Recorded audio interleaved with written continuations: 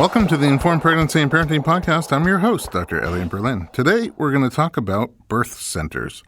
In the modern era, we're blessed with many options for both pregnancy and birth provider types and labor and birth settings.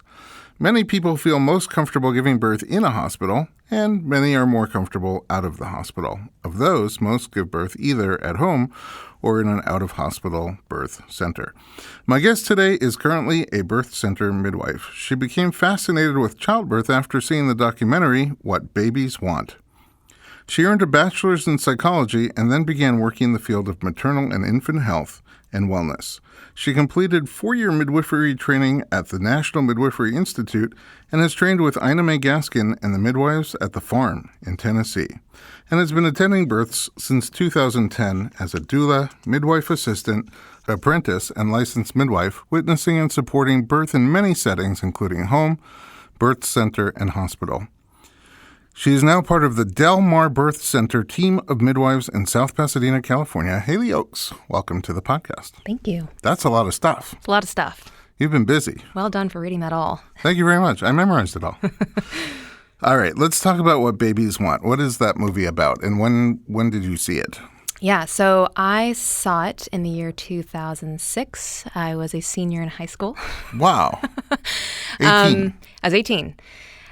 So the film is a documentary about the consciousness of infants, and it explores the growing research around perinatal psychology of what happens in the womb.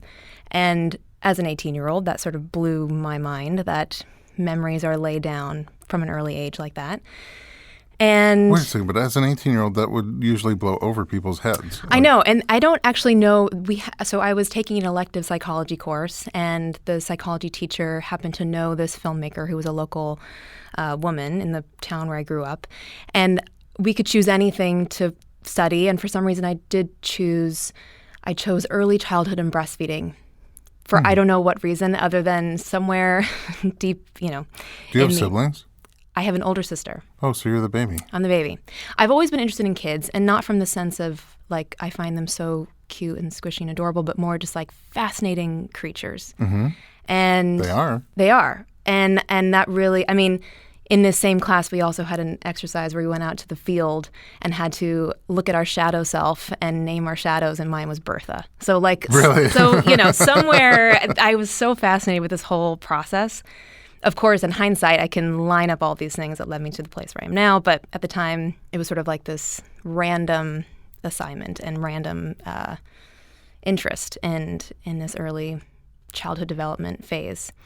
So that led me into wanting to study psychology in undergrad with the intent of studying child development. That elective? That elective alone, like the last class of my senior year. Wow. And my eyes just opened probably for the first time. So I That's really cool. thank her, that teacher. School, yeah. So yeah, that was the intent with studying psychology in undergrad. And when you were undergrad, were you still in the back of your mind focused on the maternal fetal world? Yes. Yeah. And I didn't know how I could sort of be involved. And I was living in New York City at the time, and I stumbled across a prenatal yoga center. I literally looked up one day on 72nd and Broadway, and there it was, the sign, and it was like drops of AC onto the street and one in my eye. And I was like, there it is. That's the answer. And yeah, so there I worked at the front desk, and I worked there for 3 years, and there is where I learned about midwives and doulas and childbirth education, and the light bulb went off, and that's when I decided that I would become a doula after I graduated. It's interesting. In a prenatal yoga setting, you have so much exposure because that's sort of like the community. That's where all the conversations happen. Exactly. And because it was a New York studio, the front desk was in the same room where they are doing yoga. And so they would talk about all their experiences with midwives and doctors, and I would type very slowly, trying to get every bit of juicy detail. And you're like 20. Yeah. And like just themes were coming up constantly of positive experiences with doulas and midwives and how it affected their bonding with their baby. And it just reaffirmed my fascination with that whole stage.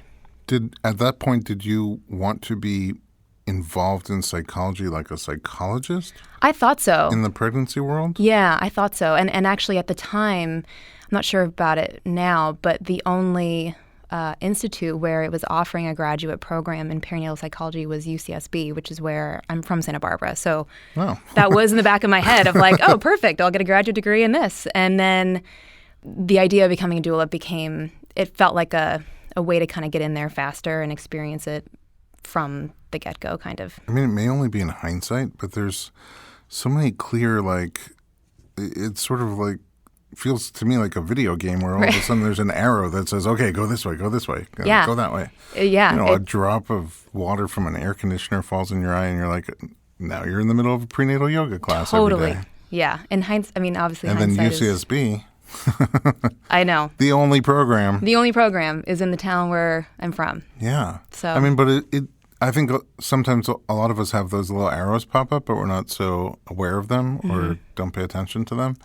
So it's also kind of neat that you like really followed what was calling you. Yeah. I mean, it was also the same year where we read Joseph Campbell's Hero's Journey. So I was very much prepared to like listen to those, signs. Life signs. And it was a good year, apparently. So then you became a doula. Still in New York? No, actually, I never worked as a doula in New York. I was focusing on finishing my degree and working, and it was always the plan to actually come back. I had seen the business of being born at that time, too.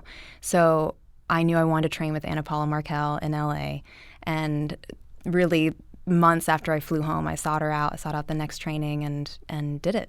And so we're doula siblings because we trained with the same. Exactly. Oh. The best of the best. Good to know. She's the best of the best. Yeah. She's been on here. We have an episode with her on doulas. I missed that. So you did your training here in California. Mm-hmm. And did you jump right in? To the birth world. Well, attending birth. I did. I was actually working at a maternity store in Santa Barbara. Of course you were. Of course I was, right? And so one of the clients who came in was pregnant, and she was looking for a doula, and she was looking for a doula because her current one, she broke her leg. And so she was looking for sort of a backup and or an assistant to her doula. So I signed on for that, and that was my first birth that I'd ever attended. A backup or an assistant? I was really an assistant to. So the broken leg doula came too? She came, and I was just mostly carrying her stuff for her and helping her down. That's kind of cool for your first birth. Yeah. Because I think the first birth is terrifying for people.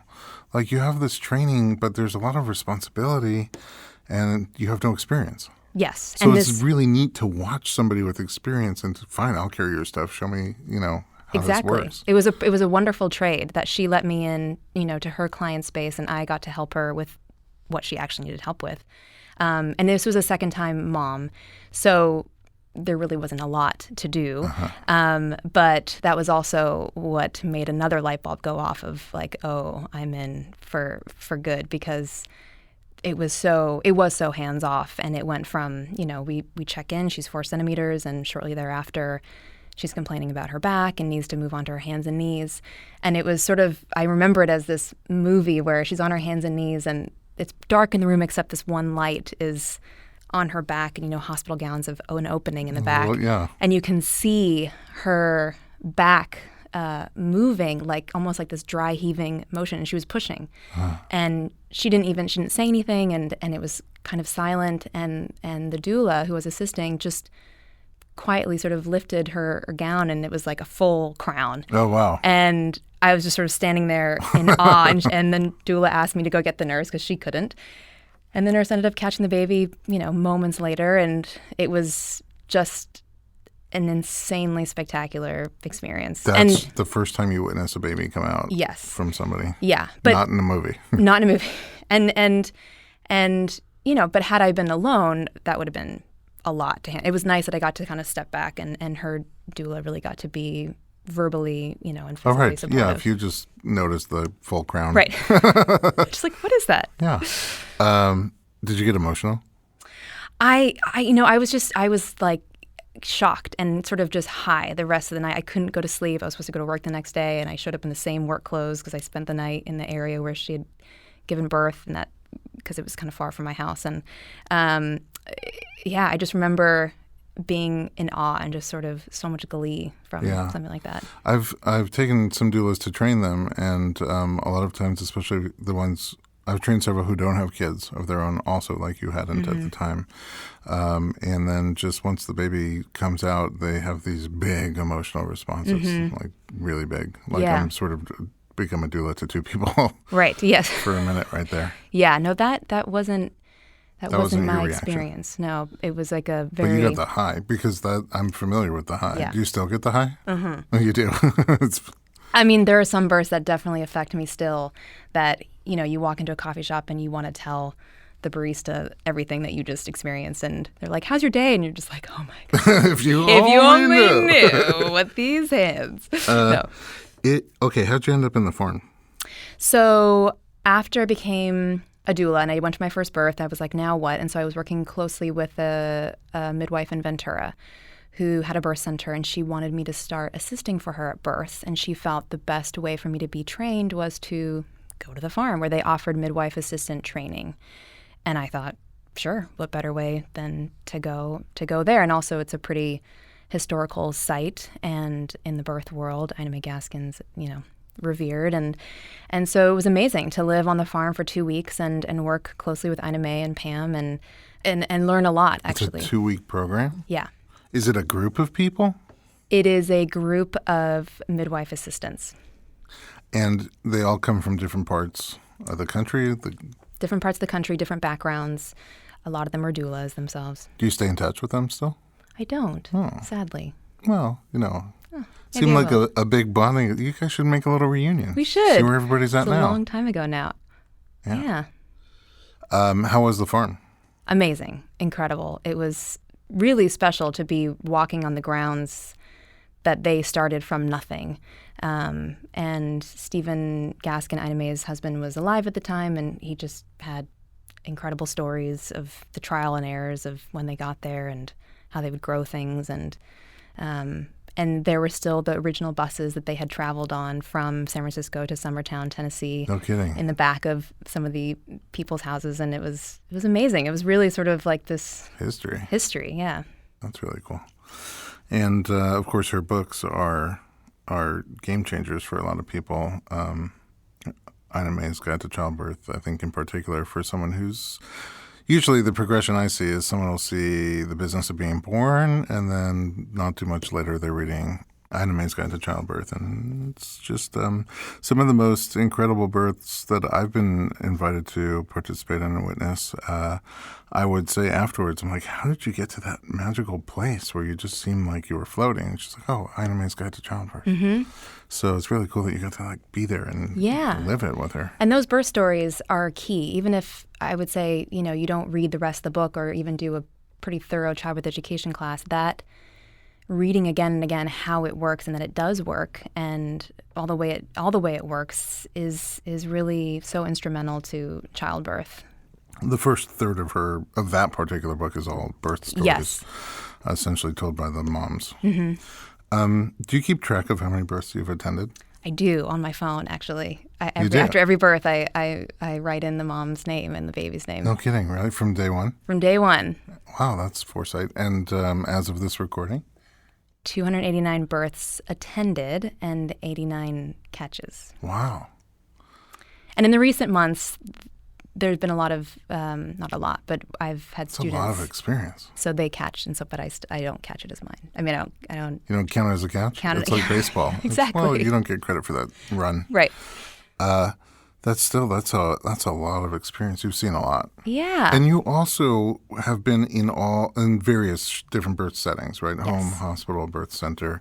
In your mind, are there different nuances? Not to generalize specifically, but I sort of feel like there's a way of birth, a flow of birth at a hospital versus a home versus a birth center. Completely. There are different themes, I would say, and the feelings that go along with each setting, whether it's home, birth center, hospital, car. There's quite a few cars. quite a few car births that happen. Well, I see that birth plan where it's like, I'm going to labor at home as long as I can and then drive to the hospital to push. But, that drive. Right. It's chaotic. Yeah. So, yeah, I would say home, even though, I work at a birth center, I would say that home is generally the most relaxed setting, in that someone who chooses a home birth is typically very trusting and comfortable with the birth process, and they're in the comfort of their own home, and there's just a general sense of ease as the midwife goes to the client. She can check in and out, and there's no sense of needing to protect her or have this like safety bubble. It's just all there in existence. That makes a lot of sense. And I like that you said generally, because there's a handful of memorable births where a client chose home birth because she knew she didn't want to give birth at a hospital, but she also wasn't quite sure she wanted to give birth outside the hospital. Correct. And so for her, it's the lesser of two evils, which can go the opposite way. Yes. And that's what we see. I would say a lot of people come to the birth center for that very reason. And they're sitting on the fence about their trust in birth, that they're not so down with home birth, but they really don't like hospitals. And they are really just wanting great care, and they're wrapping their head around what it means to have a natural birth and to experience it without any medication. So there's a little bit more procedures and protocols at a birth center. They have to get up and leave their house and come to the birth center. It's a site, so they're going somewhere to have their baby. They kind of anticipate things being done to them. So the happy medium, sort of, where you're not at a hospital and you are going to try to do it sort of on your own without interventions, but you're also not at home. And after the break, we'll talk about much more specifically about birth centers and what they have to offer that's different than home or hospital. And then there's, of course, hospital birth, where a lot of people feel comfortable birthing as well. And then you can bring a doula and you can labor at home and still go to the hospital afterwards. And for some people, that's a happy medium. Absolutely. And I would say it's absolutely possible to have a positive birth experience in the hospital. You just have to work a little bit harder at creating that bubble of feeling safe and supported, like bringing your team and having a really good childbirth education preparation series, and kind of being very aware of all the possibilities that can happen, so you're not blindsided that a hospital is a hospital and there's going to be protocols that may be not in line with what you want.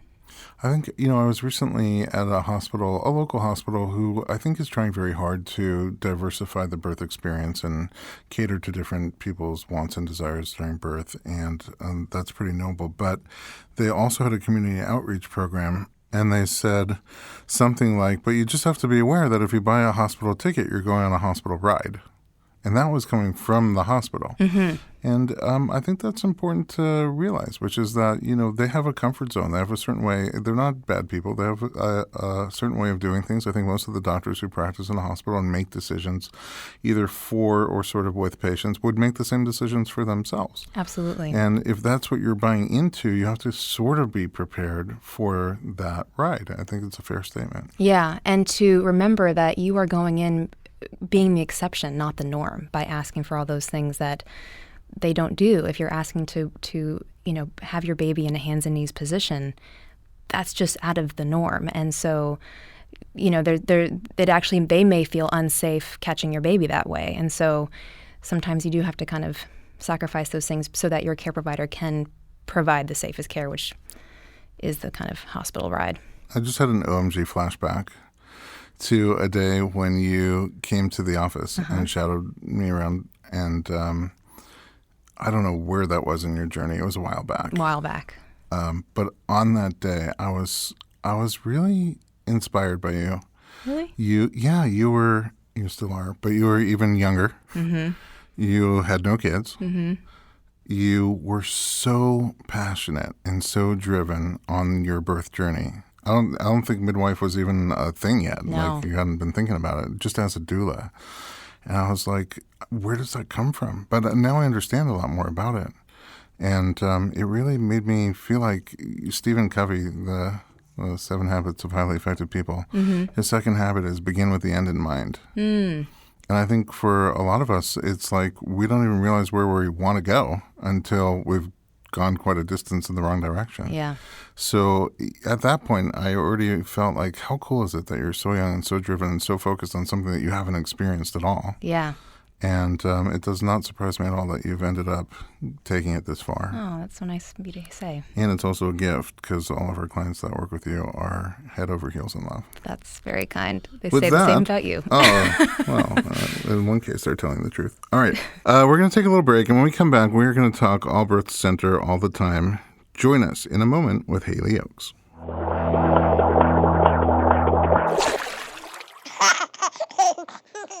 This podcast is a proud member of Parents on Demand, a network of high-quality shows for families just like yours. Download our free network app on Apple and Android and listen to your favorite episodes on the go.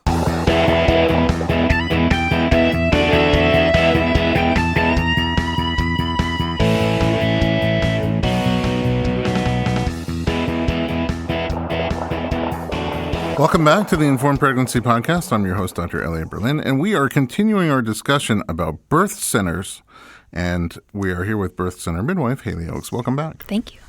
All right. So the number one question I get about birthing out of a hospital are the what ifs. Right? There's a lot of people who feel like birth is pretty natural, birth is pretty normal. They'll watch animals give birth on YouTube, and there's not like a doula and a partner and a nurse and all this equipment, and they just seem to like figure it out and do it. So they're curious, and they want to see if they can birth outside the hospital, but there's too many what ifs. How do you address the what if questions?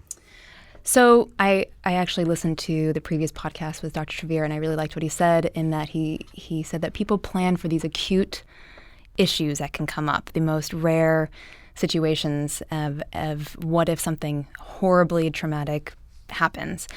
And first of all, I would say we have to back up to prenatal care. That's the whole reason prenatal care is happening, is that we're constantly evaluating your risk and status as a safe candidate for an out-of-hospital birth. So say you go through the whole pregnancy and you're still low risk and still healthy, no hypertension, no diabetes, and you get to the labor process and know that in an out-of-hospital setting, it's your midwife who is laboring with you the entire time. Mm-hmm. In a hospital setting, the nurse is with you the entire time, calling in the orders to the OB, and the OB shows up at the end. And also that RN has a lot of clients to take care of, and we are typically one-to-one with our clients. Maybe there's another woman in labor in the other room at the birth center. But for the most part, our eyes and hands are on that client, and we are constantly evaluating and assessing, again, the risk and safety of the birth center as the birth setting. You know, there's just a different model. It's such a different model, midwific versus obstetric model, and the midwific model is so holistic. The joke is that you wait an hour to see your OB for 5 minutes and wait 5 minutes to see your midwife for an hour. And Dr. Fishbein always says, I have no idea what I would talk to a woman about for an hour in a prenatal visit, right? But sometimes your hour goes by so quickly because you're not just looking at how big is the belly pee in this cup. It's how's your mental health? How's your nutrition? How are you feeling? You know, what else is happening in your life? And then when you're monitoring them in labor, you know so much about them that you can sometimes detect when something's off without a monitor, without a machine, quicker than a monitor or a machine from down the hall. And mm-hmm. I truly feel that way, that sometimes if something were to come up in labor, you'd probably spot it and treat it faster. Correct. Not being in the hospital than when you are in the hospital. But Correct. Of course, sometimes the opposite is true as well. Yeah. And so, yes, if we are seeing something that is happening that is outside of our norm, prenatally. In labor. In labor. Then, you know, and this is like a yellow flag. Something is kind of happening. I call them pink flags. Yeah, that's a nice one. Because you don't stick around to wait and see if it becomes white or red. Right, you that's take true. action. And so we take corrective measures and we have a discussion with the client and we say if X, Y, and Z doesn't resolve in this amount of time, you know, it's a discussion of transfer. And so we do transfer on the earlier side for that reason, that we're not waiting for there to be a dire, urgent situation. I think that a lot of people picture a transfer from an out-of-hospital birth as always being lights and sirens, code 1, emergency, I shouldn't have done this.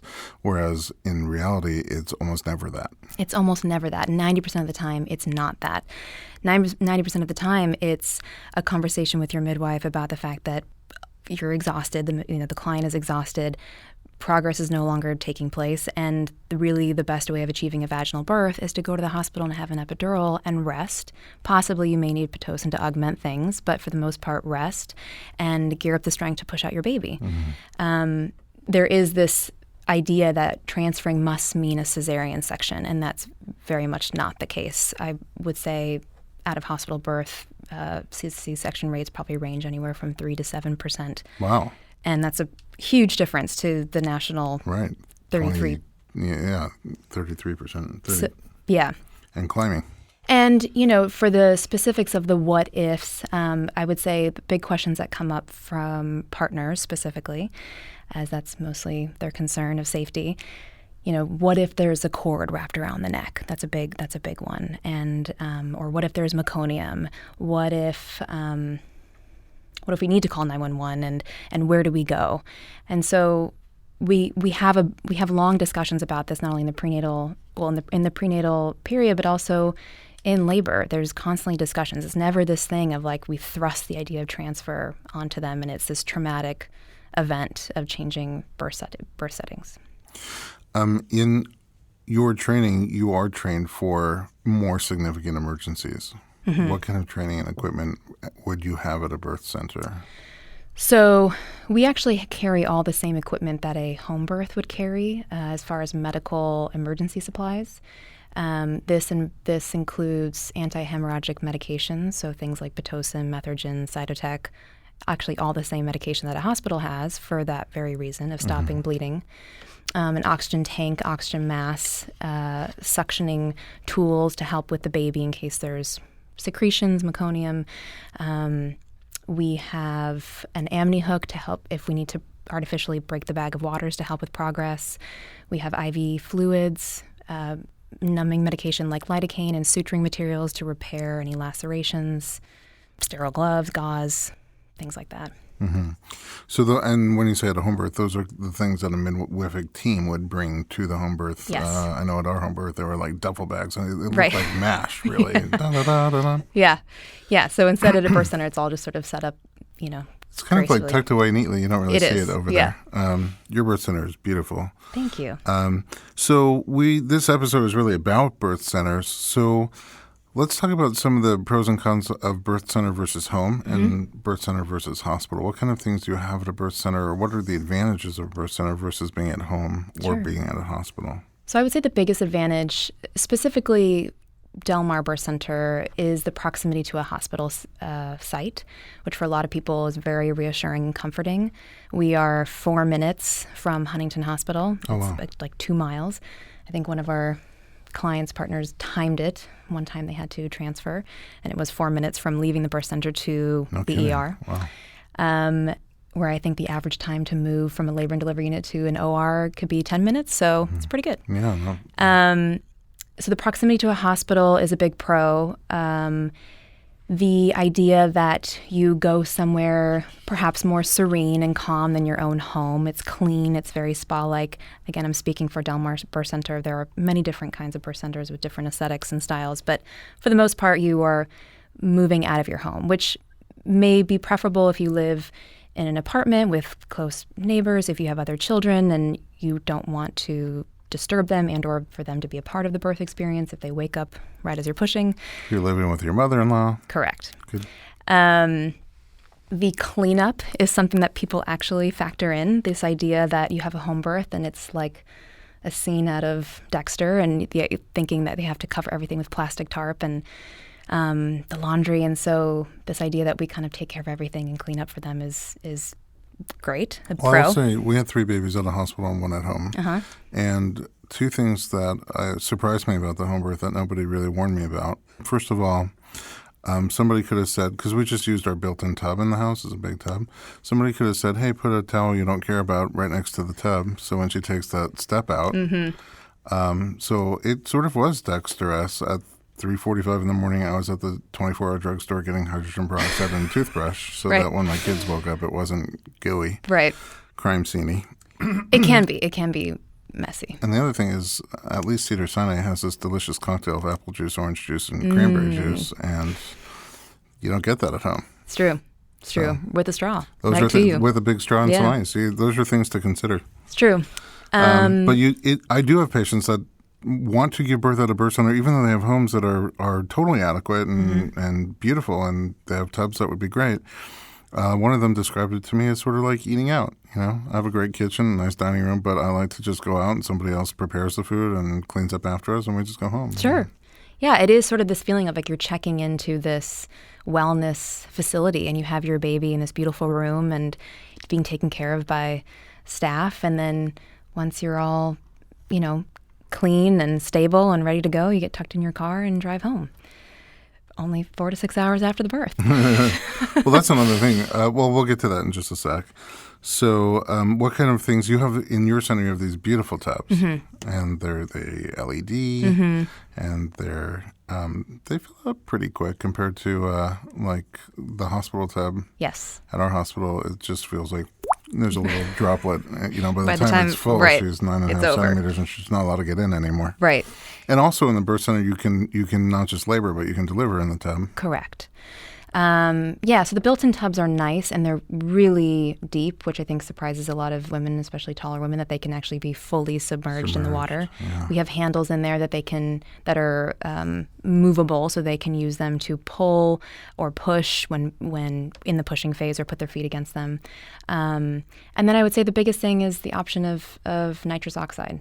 So that's something that is not available at home, and it really can be beneficial for a lot of our clients, especially those who do come with a little bit more anxiety about birth and the process, and they just need a little something to kind of make them not care so much about the That's a really good way to put it. It looks, for people who end up liking nitrous, which is not everybody, it looks like it not necessarily dulls the pain, but it dulls the anxiety about the pain. So like a little bit of anti-anxiety. Yeah. Like a breath of anti-anxiety. Exactly. Who doesn't want that? The big I could use that during the day several times. Yeah. Oftentimes partners will, joke about wanting to Puff just the try it out. magic Yeah, just want to try it out. But yeah, the most common response to knowing that it works is when you ask a client, how do you feel? And they say, I don't know. And that's really, it's like, it's perfect. It's working. Because you did know a minute ago. Exactly. In your mind, are there downsides to a birth center versus home? Sure. I mean, the fact that you have to leave your house, you have to get in the car. And we are an accredited birth center, which means that we can only have a client for a certain amount of time. So that means we have to be judicious about when we technically admit her. So that means we have to admit her when she's active in labor. And this doesn't just mean her contraction pattern. It means that she should be at least 6 centimeters. Oh, when she gets to the birth center? Correct. No matter what baby? No. That's First the time. first baby. First okay, baby. Because that's... Yes. No. That would be a different story. So the downside is that you possibly could get sent home multiple times if it's just not time. Do you teach moms to check themselves? No. Huh? No. I've heard in the past from other midwives that just don't do it correctly, and then they panic a little bit at home, and then you get there and they're maybe only 2 centimeters, and I would say a lot of our clientele probably wouldn't want to do that. Yeah. They're waiting for the app. Yeah, exactly. and us to just do it for them, take care of it for them. Yeah. I think the Delmar cervical dilation app would be wonderful. Yeah, like an ultrasound just for your cervix. Exactly. Yeah. Hold your phone right over here.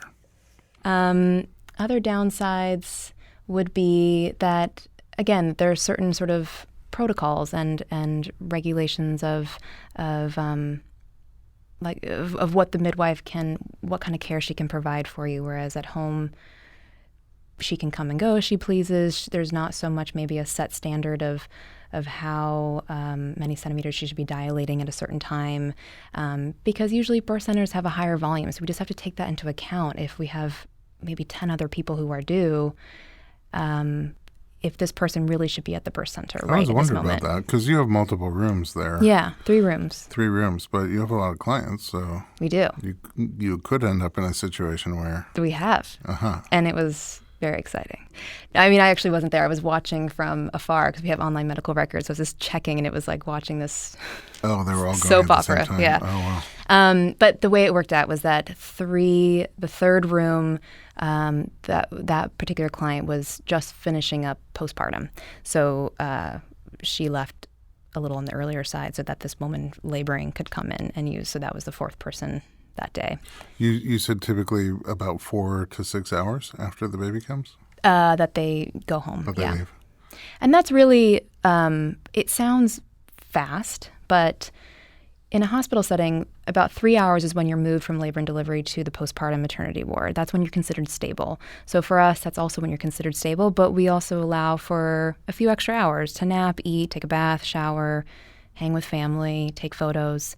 And I would say that birth high and the need for a nap comes on quite quickly, or the birth high, goes down and the need for a nap kind of comes on around the hour 5, 6, and they're wanting to just be in their own bed.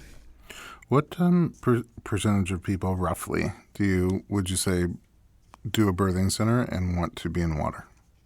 I would say 100% of clients labor in the water. Oh, really? Yes. It's so helpful and beneficial. And I would say maybe 40% actually end up having their baby in the water. And do they get out because they're just had too much water, or? They get out because perhaps the water is slowing the contractions down. So you bring them out? It's oftentimes midwife suggested that they get out. They themselves are too hot in there and they don't feel comfortable anymore. Or they're pushing and pushing and pushing. It's just not working in the tub and they need gravity and the ground or something to sit on, like a toilet or a birth stool, to help. How long do you leave the babies in water when it's a water birth before you pull them out the surface? So we let the head be born, and then we wait for the next contraction, which could be a minute or 4 minutes, as long as the baby's head color looks good. And then when the next contraction comes, the shoulders naturally rotate and the body comes out. When the body is coming out, we don't let the baby just sort of take a swim and hang out in there. We pretty swiftly bring the baby up to the mom's chest. And it's not till the moment they're born and hit air that they do take that first cry. However, I don't really see the benefit of them, like, swimming. Swimming longer? Yeah. So if there's no benefit. Yeah, and I think moms, oftentimes they want to reach down and grab their baby, and they do so naturally kind of quickly.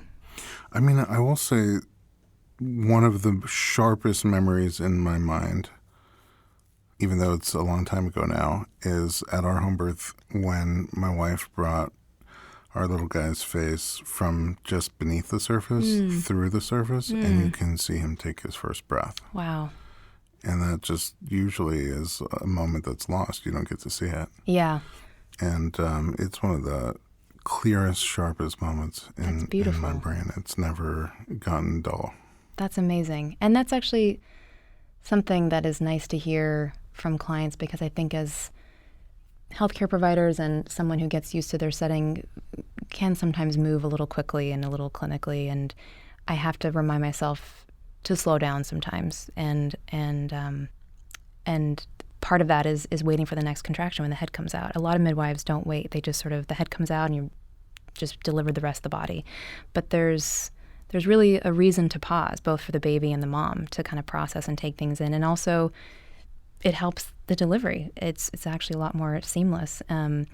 So, yeah, that's nice to hear, and a nice way of transitioning from water to air.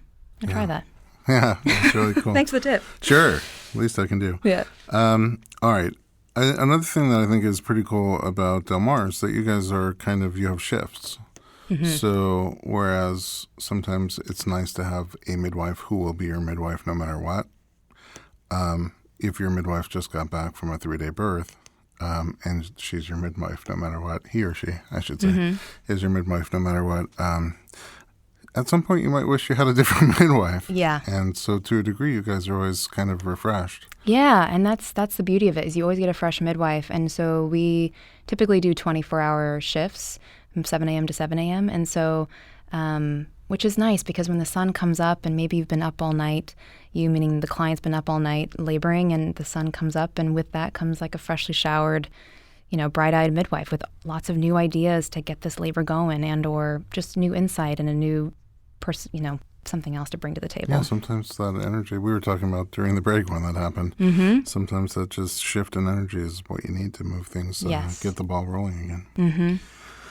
Well, unfortunately, we're running out of time here. I can talk to you forever. It's great. I do have a question. Do you have any other, thoughts? You've again been in all these different birth settings. Your experience in a birth center, are there any other thoughts or questions that people have that I didn't bring up yet? I would say, when considering an out-of-hospital birth, also, ask the question of what makes a good candidate emotionally and psychologically, because I think there's an idea that when you don't want to be in the hospital and you want to go with midwives, you can sort of do whatever you want because midwives will give you all the options in the world. But there is something to be said about safety and if we're recommending, and this really goes for out-of-hospital birth in general, but if we're recommending treatment plans and remedies to keep you low risk, that there is a little bit of following along with that program and keeping you low risk and making sure that you're a safe candidate for out-of-hospital birth. You've been doing this for a long time, since you're a teenager. And you've witnessed almost a few hundred people go through the journey and give birth. You don't look burnt out at all. Thank you. Are you? No, not at all. I kind of wonder from your perspective, because one of the things that's been most difficult for me, challenging, I should say, as a doula, has been to be a doula for a doula. I've never been a doula for a midwife. Wait, have I? I might have been a doula for a midwife. But to be a doula for a doula who's seen so much and been there so many times, you don't have kids yet, but do you think about it and how all your experience would affect you? Yeah, I think about it a lot. I'm actually pregnant. Oh, what? Yeah. You're kidding. Surprise. Wow. And so you heard it here first. You heard it here first. It's public now. Oh my goodness. Yeah. Well, let's talk about that. Well, and I do think about that. And already, I'm 14 weeks, and already it's been such an experience the world needs more people like you. Well, such an experience of, it's like truly field work, and such an experience of already having so much empathy and understanding, and to intrinsically understand what I've been reiterating for years, from books and experience. And so that goes the other way. So now you can relate to your clients more than you could before, Correct. Like in a way that I'll never be able to. Yeah. Maybe, but also, there is this sense of... I've had bad Chinese food and had contractions once every 3 minutes, lasting about a minute apiece with uncomfortable rectal pressure. Hopefully no bloody show. Well, yeah, hopefully. TMI. Right. But the other way, like as you start to plan your later stages of pregnancy and your own birth, you have so much... I know, and I know, and I've watched other midwives give birth, and I've asked all of them, how did you turn that part off? Because that is a concern of mine, that brain and that knowledge will perhaps get in the way. But they all said the same thing, is that it just does. And I think especially more so when you know it so well, you can let it go so much more easily.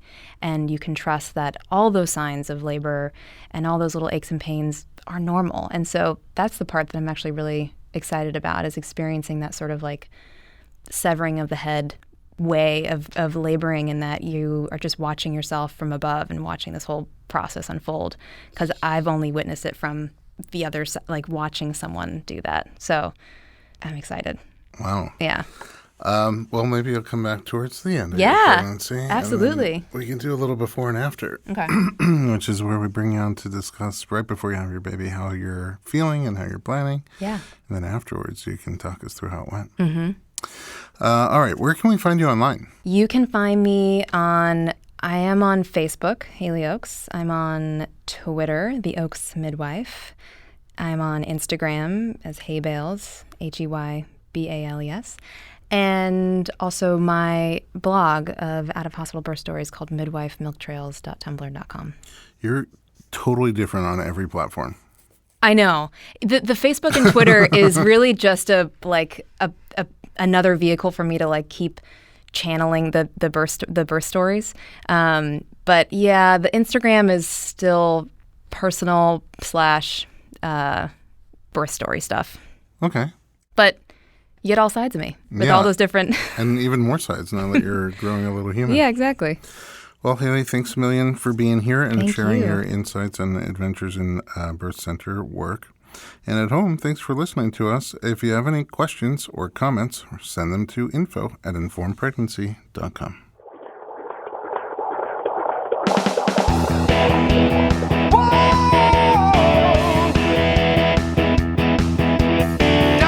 Doctor, give me the news. I got